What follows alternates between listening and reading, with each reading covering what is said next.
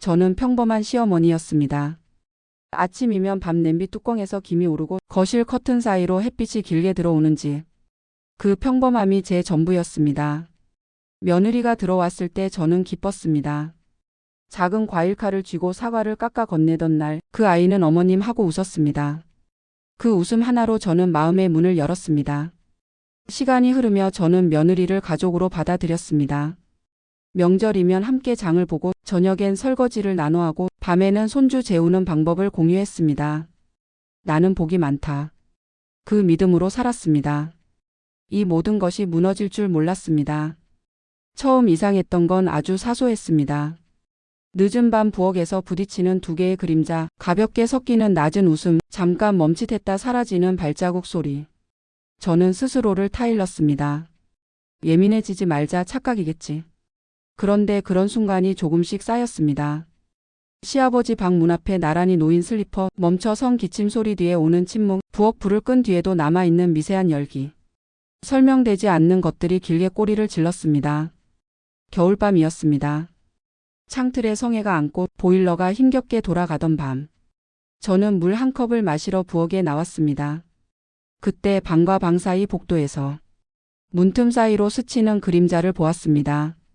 하나는 넓고 둔중한 어른의 형태, 다른 하나는 가늘고 가벼운 젊은 사람의 선. 제 발 뒤꿈치가 바닥에 붙었습니다. 몸이 앞으로 나가지 않았습니다. 들어가서 문을 벌컥 열면 돌이킬 수 없는 무엇과 만나게 될 것만 같았습니다. 저는 문고리에서 손을 뗐습니다. 천천히 뒤로 물러섰고 주방 조명만 켠 채 서 있었습니다. 아무 소리도 나지 않았습니다. 그러나 침묵이 소리보다 더 크게 제 귀를 울렸습니다. 다음 날 저는 며느리를 불렀습니다. 식탁 끝에 나란히 앉았습니다. 따뜻한 보리차에서 김이 올랐습니다. 어젯밤 아버지 방에 갔니? 제 목소리는 낮고 또렷했습니다. 며느리는 눈을 크게 떴습니다. 그리고 미소를 지으려다 말았습니다. 어머님, 제가요? 그럴 리가요. 말은 부정했지만 손끝은 떨렸습니다. 쥐고 있던 머리카락 고무줄을 괜히 만지작거렸습니다. 그 작은 버릇에서 저는 무거운 무언가를 보았습니다. 그날 밤 저는 잠을 이루지 못했습니다. 거실 소파 끝에 앉아 벽식의 초침 소리를 세었습니다. 눈을 감으면 문틈에 그림자가 떠올랐고 눈을 뜨면 빈 복도와 정면으로 마주했습니다. 나는 무엇을 보고 있는 걸까? 무엇을 외면하고 있는 걸까? 질문이 목 뒤를 차갑게 붙들었습니다. 며칠 뒤 사건은 제 앞에서 형태를 드러냈습니다. 빨래를 개다 물 한 컵을 가지러 나가던 참 방문은 아주 조금 열려 있었고 저는 그 틈으로 보았습니다. 멀리서도 보이는 손의 방향, 접혀 있는 몸의 각도, 가까이 기대어 있는 어깨와 어깨. 제 무릎이 휘청였습니다. 손에서 빨래가 미끄러져 바닥에 떨어졌습니다. 흰 수건이 바닥에 스르르 펼쳐졌습니다. 그 위에 제 그림자가 무겁게 드리웠습니다. 저는 문 앞에서 한 발짝도 더 가지 못했습니다. 냄새가 났습니다. 오래 함께 살아온 사람의 비누 냄새, 낯익은 샴푸의 잔향, 그리고 설명하지 못할 내가 모르는 또 다른 온기의 냄새. 조용히 돌아섰습니다. 싱크대 앞에 서서 두 손으로 싱크볼을 꽉 잡았습니다. 손목에 힘줄이 도드라졌습니다. 식은 그릇에 물을 댔습니다. 물방울이 튀어 제 손등을 적셨습니다. 차갑고 뜨겁고 차갑고 뜨거운 감각이 교차하며 제 몸을 흔들었습니다. 해가 지고 집안이 어둑해졌습니다. 불을 켜지 않은 거실에서 저는 한참을 앉아 있었습니다. 마음이 부피를 잃고 무게만 남아 바닥으로 가라앉는 느낌. 거실 바닥이 조금씩 기울어지는 환영. 그 위에 앉아 있는 저는 어느 방향으로도 똑바로 앉을 수 없었습니다. 다음 날 저는 며느리를 불렀습니다. 이번에는 식탁이 아니라 창가의 작은 의자였습니다. 바깥에는 마른 나뭇가지가 바람에 흔들렸습니다. 유리창에 가지 그림자가 길게 드리웠습니다. 여기 앉아라. 제 목소리는 낮았지만 단단했습니다. 그 아이가 앉자마자 저는 말했습니다. 나는 어제 봤다. 그 아이의 눈이 크게 흔들렸습니다. 숨이 짧게 끊기듯 들이켜졌습니다. 부정하지 마라. 말끝이 떨릴까봐 저는 눈을 내리깔고 손등을 보았습니다. 두 줄의 핏줄이 선명했습니다. 긴 침묵이 흘렀습니다. 그 후 아주 작고 약한 목소리가 들렸습니다. 어머님. 그리고 울음이 터졌습니다. 작은 흐느낌이 시작되어 금세 어깨를 흔드는 울음이 되었습니다. 한번 멈추려 할 때마다 더 깊게 쏟아져 나왔습니다. 저는 울지 않았습니다. 눈앞의 울음과 내 안의 울음을 분리해 두었습니다.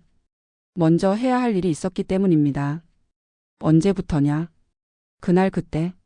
말들이 잘리지 않고 이어질 수 있도록 저는 한 글자씩 천천히 물었습니다. 그 아이는 허리를 숙인 채 말했습니다. 조심스럽게 죄를 헤아리듯. 제가 잘못했습니다. 도망치지 않겠습니다. 그 말들 사이로 저는 소리를 삼켰습니다. 저녁에 남편을 불렀습니다. 지금 거실로 나와. 남편은 처음엔 못 들은 척했습니다. 신문을 접고 안경을 벗고 천천히 자리에서 일어났습니다. 무슨 일인데? 말투가 익숙하게 무심했습니다. 그 무심함이 오늘만큼은 칼 같았습니다. 저는 그의 눈을 똑바로 보았습니다. 나는 봤다. 그가 눈썹을 찡그렸습니다. 무슨 소리를 하는 거야? 모르는 척하지 마. 당신 요즘 예민하잖아. 그 말에서 저는 오래된 회피를 보았습니다. 가난했던 시절 힘들다는 내 말에 다들 그렇다 하던 그 표정. 슬펐던 날 별거 아니야 하던 그 목소리. 오늘도 똑같이 예민하다는 말로 나를 지우려 했습니다. 예민한 건 나도 알고 있다. 하지만 오늘은 사실만 말해라. 제 목소리가 낮게 울렸습니다. 그의 목젖이 위아래로 움직였습니다. 아니야. 한마디였습니다. 그러나 눈은 흔들렸습니다. 서랍 손잡이를 쥐듯. 그는 주먹을 쥐었습니다. 그 주먹의 흰 마디를 보며 저는 오래된 포기를 떠올렸습니다. 그리고 오늘의 결심이 더 단단해졌습니다. 그날 밤 집안엔 바람이 들었습니다. 닫힌 창문 사이로 스며드는 골목의 바람, 보일러의 작은 떨림 소리, 숟가락과 젓가락이 살짝 부딪히는 소리. 생활의 잔소리들이 오늘은 서늘한 합창처럼 들렸습니다. 저는 한 장 한 장 수건을 접고 그릇을 정리하고 바닥 몰딩을 걸레로 닦았습니다. 살림의 루틴으로 제 호흡을 붙들었습니다. 다음 날 아침 아들을 앉혔습니다. 식탁 위에 접시 2개와 물컵 2개. 평소보다 간단한 아침상이었습니다. 엄마 무슨 일이에요? 아들의 얼굴엔 긴장이 번졌습니다. 저는 그 얼굴을 오래 바라보았습니다. 아이 같던 눈, 그러나 이제는 가장이 된 눈. 그 눈을 다치게 할 말을 내 입으로 꺼내야 합니다. 오늘 내가 하는 말은 너에게 가장 잔인한 말이다. 아들이 고개를 끄덕였습니다. 숨을 고르는 시간이 흘렀습니다. 내 아버지와 내 아내에 관한 이야기다. 말이 떨어지는 순간 아들의 눈이 크게 흔들렸습니다. 엄마 설마. 설마가 아니다. 믿을 수가 없어요. 믿을 수 없으면 증거를 보아라. 저는 말과 침묵 사이의 균형을 지켰습니다. 과장하지 않았고 덜어내지도 않았습니다. 내가 본 것을 말했고 내가 들은 것을 말했습니다. 아들의 손이 테이블 아래에서 움찔했습니다. 무릎 위에 올려둔 손등이 창백해졌습니다. 그는 한참을 말하지 못했습니다. 그리고 아주 낮게 물었습니다. 아버지는 뭐라고 하셨어요? 부정했다. 아내는요?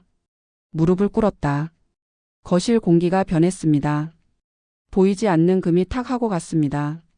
그 금이 벽을 타고 천장에 퍼져나가는 느낌. 아들은 자리에서 일어나 잠깐 베란다에 섰습니다. 유리창 너머로 허공을 오래 바라보았습니다. 손이 떨려 담배를 찾는 습관이 순간 올라왔다가 그는 주먹을 꽉 쥐었습니다.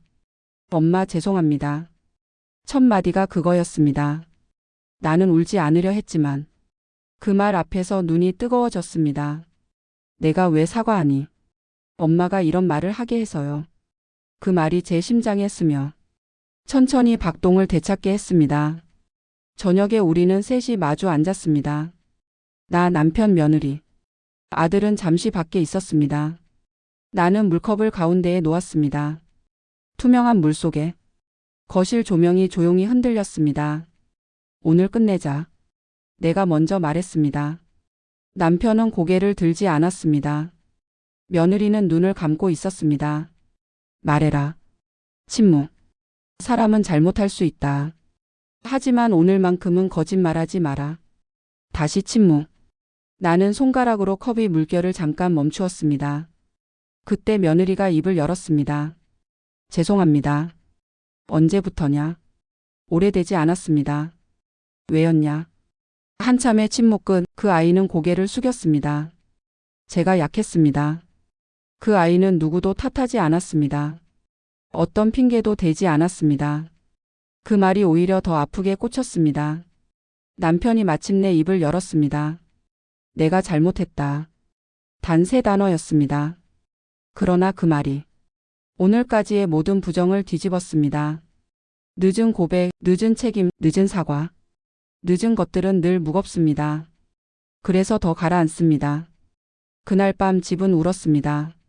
문이 닫히는 소리, 의자가 밀리는 소리, 사람이 숨을 들이마시고 내쉬는 소리까지 모두 울음이 되었습니다. 나는 방에 들어가 서랍을 정리했습니다. 오래된 바느질 상자, 결혼식 때 쓰던 비녀, 손주 돌잔치 때 끼고 찍었던 반지, 손바닥 위에 올려놓고 하나씩 닦았습니다. 과거를 버리지 않기 위해 오늘을 닦아야 했습니다. 아침이 왔습니다. 밥을 짓고 국을 데우고 식탁보에 주름을 펴고 젓가락을 같은 방향으로 맞추었습니다. 사람은 무너진 날에도 밥을 먹습니다. 그 사실이 삶을 계속하게 합니다. 남편의 자리는 비어 있었습니다. 며느리의 자리도 비었습니다. 아들과 나는 마주 앉았습니다. 국에서 김이 올랐습니다. 나는 국자를 들어 그의 그릇에 국을 떠 주었습니다. 그 작은 동작은 우리 둘의 첫 번째 재건이었습니다. 오후가 되자 며느리가 집을 나섰습니다. 짐은 많지 않았습니다. 작은 가방 하나, 접어넣은 옷 몇 벌, 사진 몇 장. 현관 앞에서 그녀는 마지막 인사를 했습니다. 어머님 죄송해요. 나는 고개를 끄덕였습니다. 내 몸을 자책으로 망가뜨리지 말아라. 그 아이가 울었습니다. 나는 울지 않았습니다. 눈물은 안으로 흘렸습니다. 문이 닫히는 소리가 작게 났습니다. 이번엔 그 소리가 끝이 아니라 시작처럼 들렸습니다. 저녁에 남편이 방을 옮겼습니다. 나는 대문 비밀번호를 바꿨습니다. 잠금장치 소리가 짧게 울렸습니다. 한 시대가 닫히는 소리 같았습니다. 그리고 나는 창문을 열었습니다. 겨울 공기가 깊었습니다. 차갑지만 맑았습니다. 나는 그 맑음을 오래 들이마셨습니다. 며칠 뒤 나는 친구에게 전화를 했습니다. 나 오늘은 밖에서 밥 좀 먹자. 오랜만에 내 입에서 나온 부탁이었습니다. 수저를 쥔 손이 어색했지만 나는 끝까지 밥을 다 먹었습니다. 잘했다 너. 친구가 말했습니다. 나는 고개를 끄덕였습니다. 응, 나 오늘 나를 먹였어. 그 말이 나오자 내가 돌아왔다는 느낌이 들었습니다. 집에 돌아와 나는 방을 치웠습니다. 문틈의 그림자 대신 내 그림자를 정리했습니다. 커튼을 빨고 전구를 갈고 달력에 지난 달을 찢었습니다. 비로소 오늘의 날짜가 제 자리를 찾았습니다. 나는 장롱 깊숙이 넣어두었던 상장을 꺼냈습니다. 젊은 날 나에게 주었던 작은 상, 성실상이라고 적힌 종이.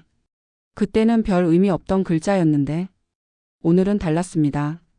나는 그 종이를 천천히 쓸어내렸습니다. 수상자나. 나는 속으로 또박또박 읽었습니다. 밤이 찾아왔고 집은 조용했습니다. 나는 창가에 서서 도시의 불빛을 보았습니다. 멀리서 차들이 흐르고 가끔 사이렌이 지나갔습니다. 삶은 어제와 다름없이 흘렀습니다. 그러나 내 안의 무언가는 예전과 달랐습니다. 나는 더 이상 누구의 거짓말을 내 평온으로 덮지 않겠습니다. 나는 더 이상 누구의 비밀을 내 등으로 지탱하지 않겠습니다. 내일 아침이 오면 나는 다시 밥을 짓고 집을 쓸고 내 이름으로 하루를 쓸 것입니다. 과거는 지워지지 않지만 내일의 첫 문장은 내가 고릅니다. 여러분, 가족이라는 이름으로 벌어진 배신 앞에서 우리는 무엇을 해야 할까요? 나는 오늘 침묵하지 않는 쪽을 택했습니다. 그리고 나 자신을 먹이고 나의 하루를 닫고 나의 문장을 다시 적었습니다. 여러분의 생각은 어떠신가요? 구독과 좋아요, 댓글은 제게 큰 힘이 됩니다.